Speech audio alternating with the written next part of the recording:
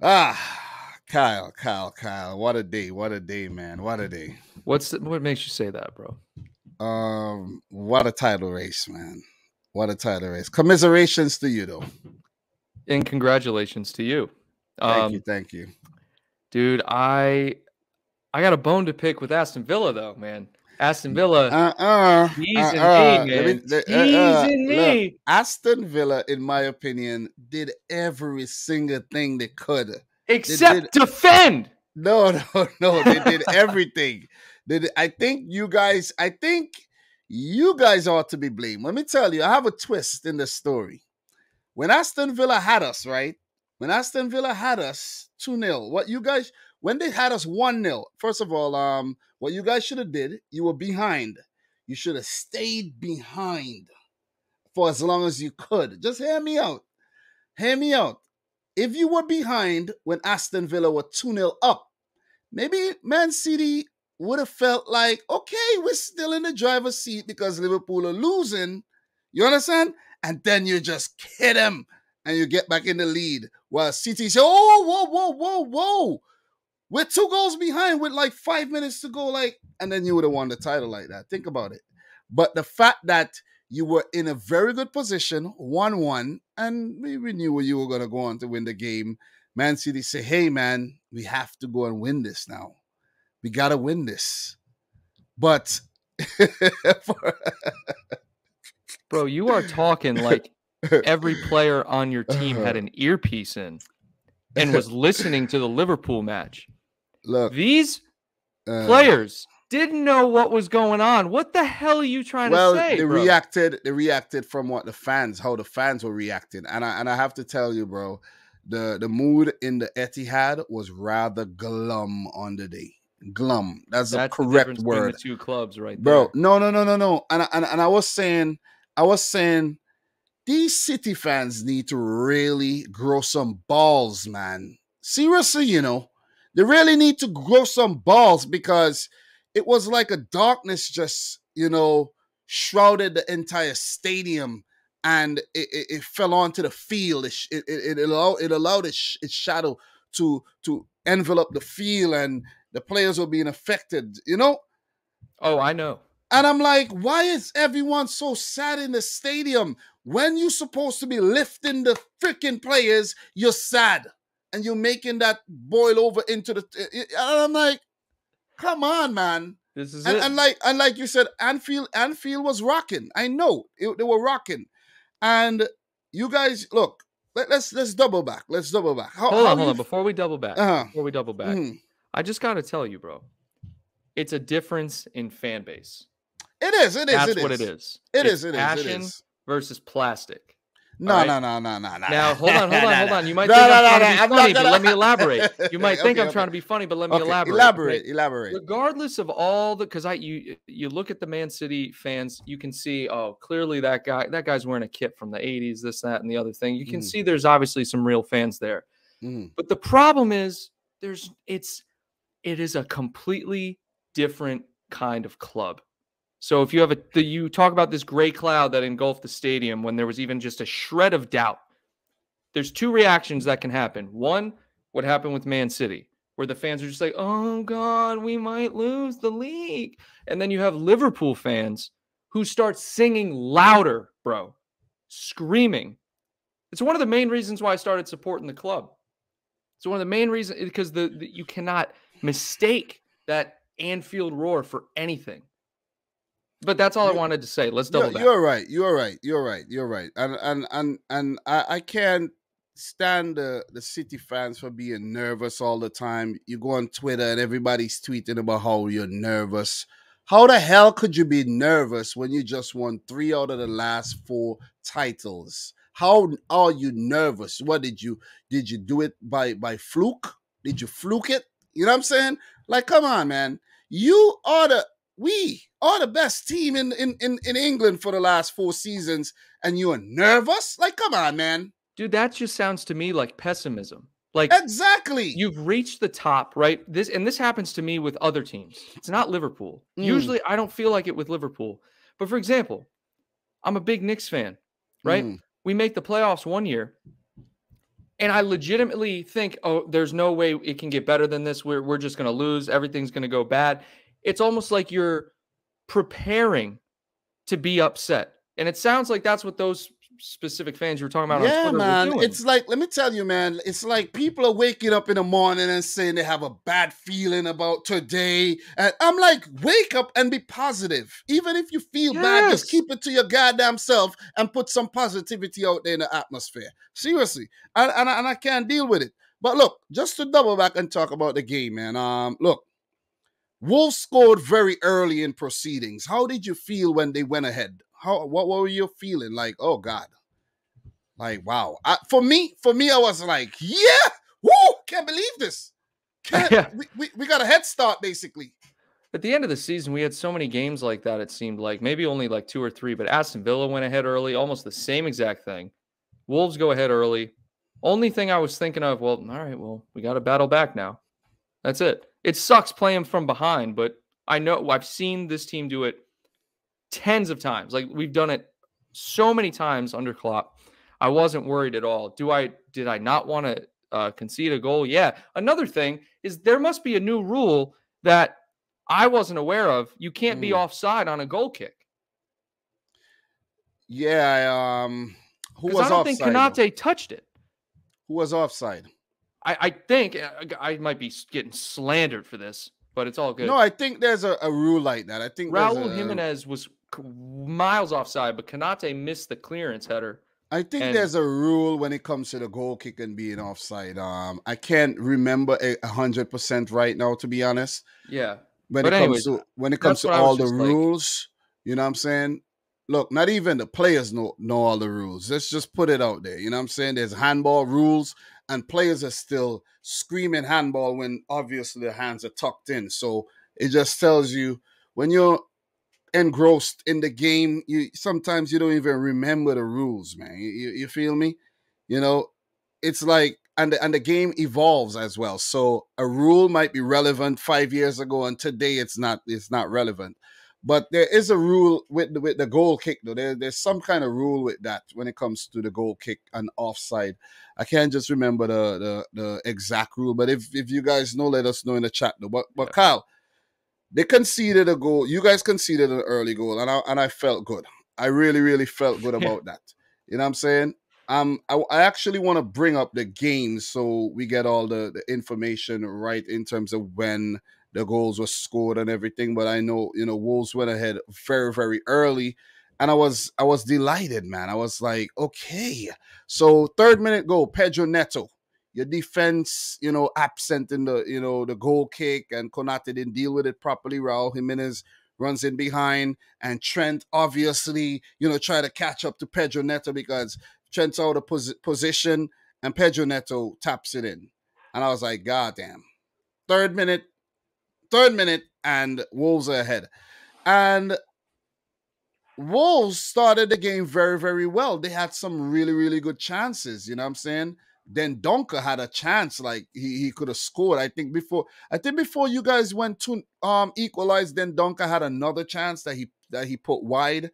And I was like, this dude, man, against City, you want to bang in a goal, but now against Liverpool, you're missing for fun. Are you a Liverpool fan here or something, man? Like, come on, man.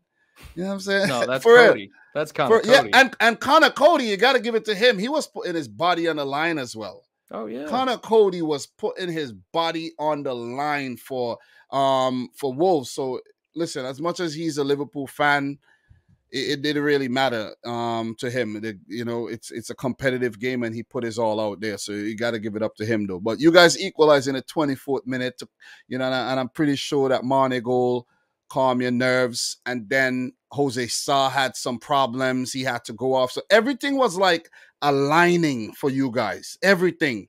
Yeah. Matt Cash scored in the 30, I think that was a 38 minute or so, the 37th minute. And then we were losing. You were, basically level on points. But the thing is, Liverpool were never on top of the league on the final day, which is crazy. You know what I'm saying? You guys had the advantage, but you were never on top of the league.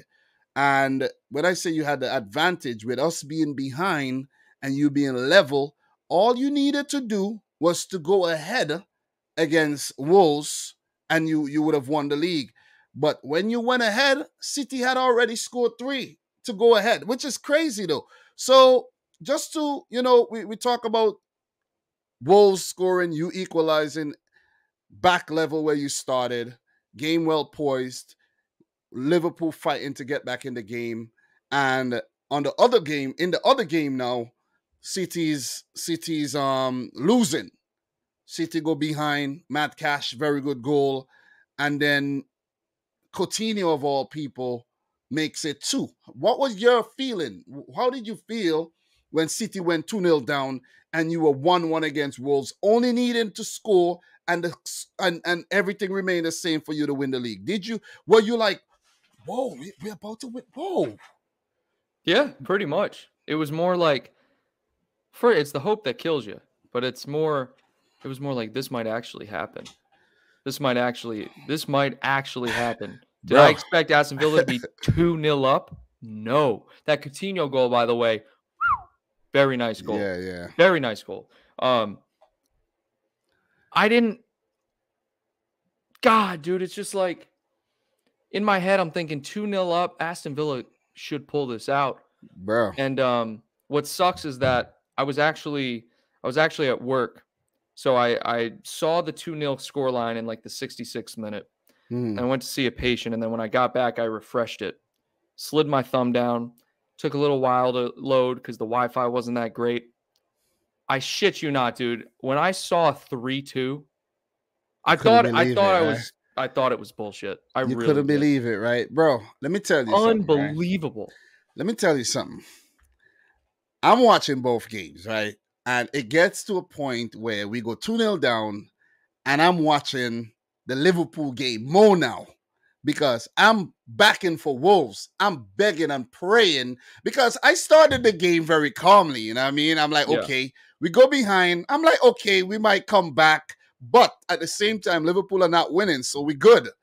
And it goes 2-0 down, 2-0 to Aston Villa now, and then I don't know, a sudden rush of panic just hit me. And I'm like in the pickup and I'm like, I'm at work too, but I'm watching the games, right? And all of a sudden I get real hot and sweaty, you know what I'm saying? Like you get nervous, man, you know what I mean? Involuntary, things are going on with me. I'm getting sweaty, I'm hot. And menopause, I'm like, yo. Menopause. Exactly. I'm like, no. I'm like, this cannot be real right now. This cannot be real, what I'm seeing here. How are we 2-0 down on Championship Sunday, needing to win or needing the scores to remain just the way they are, and Liverpool are 1-1, and knowing Liverpool, they are going to win this game because the fans would know what's going on. They would, translate that onto the field, and Liverpool would go and they would win. That they eventually did so, but at the same time, I'm backing for Wolves, man. There was one time Wolves were 3v1, and the ball was passed to Den Donker, and he ran himself into a cul-de-sac, and then, I'm like, God damn, Den Donker again, man. You know what I'm saying? And I'm so pissed off at Wolves not going 2-1 up, and at the same time, we're trying to get back in the game. So Pep makes some big changes, man. Pep takes off Bernardo Silva, brings on Gundogan. Before he had made some changes. Fernandinho had come off. He had brought on Zinchenko, pushed Zinchenko over at left back. John Stones back at center back. Cancelo over at right back because we were losing the game. You see, Sterling came on for Mahrez. Mahrez was shit in the game, man. I'm telling you. So Mahrez wasn't doing well. Both teams played terrible. Both teams played terrible. What do you mean? You're Liverpool weren't exceptional on the day. I really don't think so. At least some players weren't. Man, not at the start. Not at the start. No, not at the start. Yeah. I thought the first half was pretty honestly. Like I wasn't impressed with. For example, when Klopp made the subs, when Bobby and Salah came on, Bobby gave the ball away 4 times in a row. Talk about giving the ball away. Do you even understand how many times we were giving the ball away? That's my point. We were just giving the ball away for fun. I couldn't be.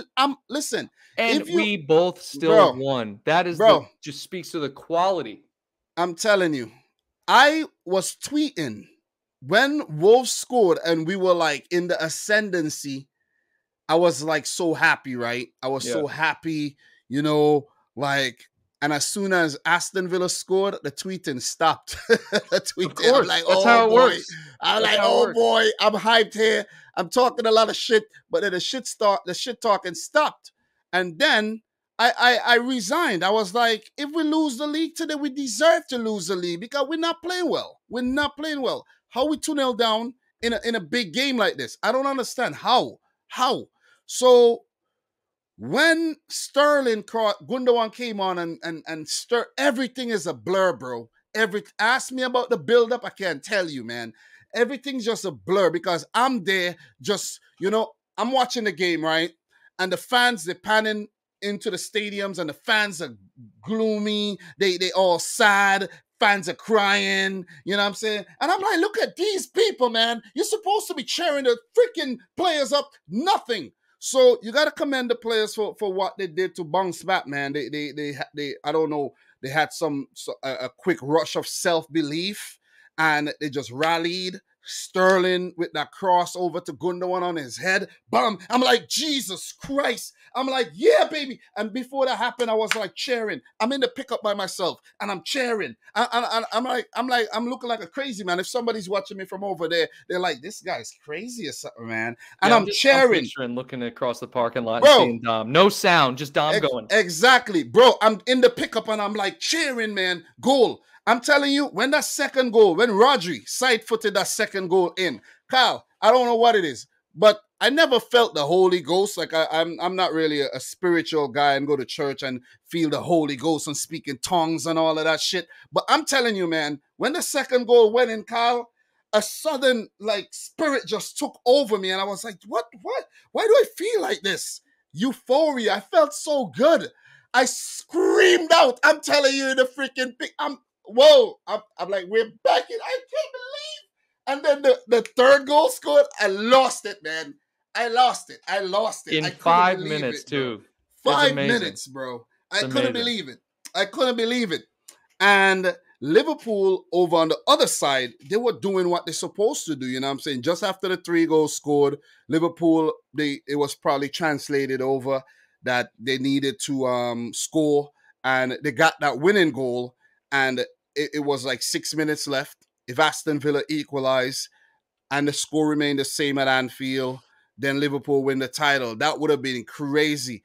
There was actually a rumor going around the stadiums where I heard that a Wolves fan actually spread a false rumor that there was a third Villa goal. And then I had it on video. I should have uploaded it. No, but I remember that because the crowd went crazy. But the crowd went crazy. Yeah. And then I even saw like Klopp hugging Thiago.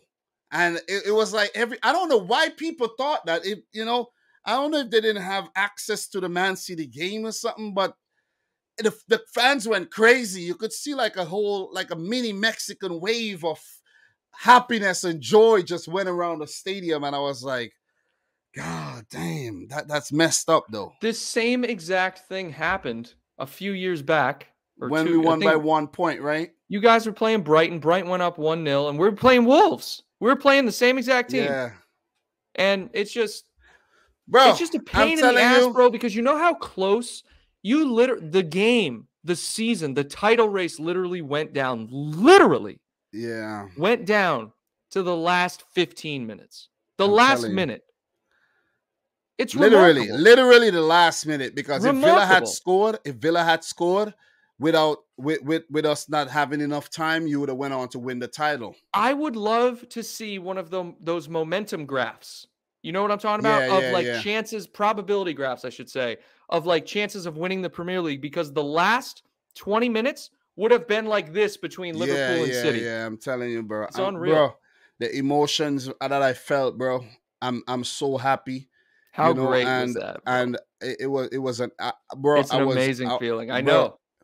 Bro, I'm telling you, I put out a YouTube short. I didn't even go back and watch it, bro. And the adrenaline that was flowing through me at that point, I was like, God damn, man. I was so happy, bro. I haven't felt this happy in a long time, bro. It's I don't know what anything it is, else, bro. dude. It's unlike anything else. I haven't felt look, I haven't felt happy about anything. When I say anything, I mean anything. And it makes it better. Like if it was just say you guys won the league, that's fine. But you came back, which makes it like the only thing I can compare what you felt would be the Barcelona comeback. Like not even winning the Champions League final. The Barcelona comeback was like that was the epic. hype. That was epic. Yeah, I covered that, so I know how it was. I know how you guys felt, man.